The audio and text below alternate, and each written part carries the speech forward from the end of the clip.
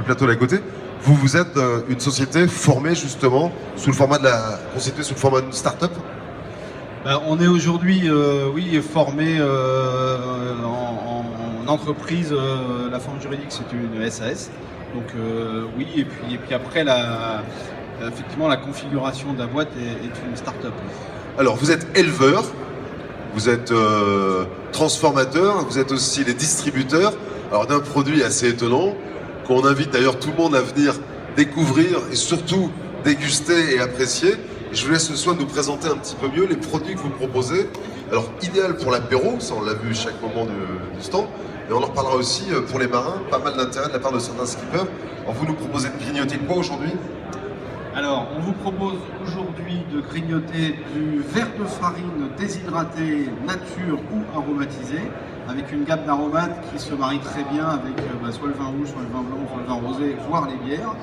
Le verre de farine, c'est la larve d'un petit scarabée noir. Vous nous proposez de manger des insectes, là, c'est ça? Oui, en fait, ce sont des insectes, effectivement. J'aurais peut-être dû commencer par ça, d'ailleurs. Alors, en fait, je voulais juste préciser que Inno Protea France, c'était quand même 3 associés. Donc Fabrice Mazel ici présent, moi-même Pascal Oroué et Frédéric Alain qui malheureusement n'a pas pu venir aujourd'hui, mais on est 3 papas sur ce projet. D'accord. Fabrice, qu'est-ce qui vous a donné envie de vous lancer dans cette aventure de l'élevage d'insectes et de vers? Il y a un marché, j'imagine, parce qu'on en a parlé déjà tout à l'heure, hein, on voit de plus en plus se développer justement ce type d'alimentation. Vous, quel était le déclic? Vous êtes dans le verre depuis longtemps? Oui, on commence à être dans le verre depuis quelques années maintenant. L'ambition première, c'était surtout, à notre simple mesure, d'essayer de répondre à un enjeu mondial sur les risques de manque de protéines dans les années à venir. Une des pistes des solutions de développement. Parce que pour le moment, les bonnes protéines, ou celles qu'on consomme régulièrement, on les trouve où? Dans l'alimentation classique, on va dire européenne par exemple? Alors les protéines animales, on les trouve essentiellement dans tous les animaux d'élevage que l'on a l'habitude de consommer en Europe, c'est-à-dire les volailles, les bovins, les ovins. Et ça, c'est l'Europe. Après, il y a d'autres continents, il y a des continents qui ont déjà réfléchi et qui ont intégré culturellement d'autres sources de protéines animales à leur consommation, notamment l'Asie, une bonne partie de l'Afrique et l'Amérique du Sud. Eux, ils ont fait le choix culturellement aussi de consommer des insectes. Il y en a beaucoup des insectes? Le stock est important? C'est gigantesque. Les insectes, c'est quand même l'espèce animale la plus importante sur la planète. Bien loin derrière, devant toutes les autres espèces animales. Alors vous élevez des vers. Oui. Comment ça se passe, grosso modo, la conception entre l'élevage, après, alors quand on les fait griller, sécher? Alors on élève des vers de farine, donc ce que disait Pascal tout à l'heure, l'étape larvaire d'un petit scarabée qui s'appelle le ténébrion meunier. Ces larves, elles se développent régulièrement et assez facilement dans tout substrat à base de farine. Et bien voilà, ces vers-là, on les élève dans des locaux spécialisés, des locaux isolés, chauffés, avec un taux d'hygrométrie calculé. On les laisse se développer, on les alimente avec... Ça peut faire jusqu'à quelle taille? On peut faire des vers de différentes tailles? Alors le ver de farine que nous on développe, donc le Tenebrio molitor. Et pourquoi vous avez choisi celui-ci en particulier? La gamme est large dans le choix des... Oui, il y a plusieurs espèces de vers de farine.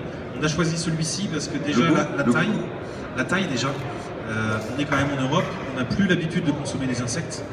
Donc on ne voulait pas arriver sur le marché. On n'a pas l'habitude. On n'a plus l'habitude, c'est ça qui est extraordinaire. Parce qu'on l'a, on a eu l'habitude de manger des insectes? Ah oui, pendant très longtemps. Enfin, prenez l'Antiquité, même jusqu'au Moyen-Âge, on consommait régulièrement des insectes.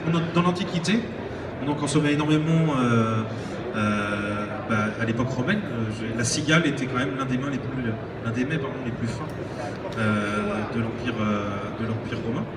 Et au Moyen-Âge, on en a consommé pour le plaisir et aussi pour des raisons de famine, par nécessité. Alors après, vous les agrémentez, vous les parfumez.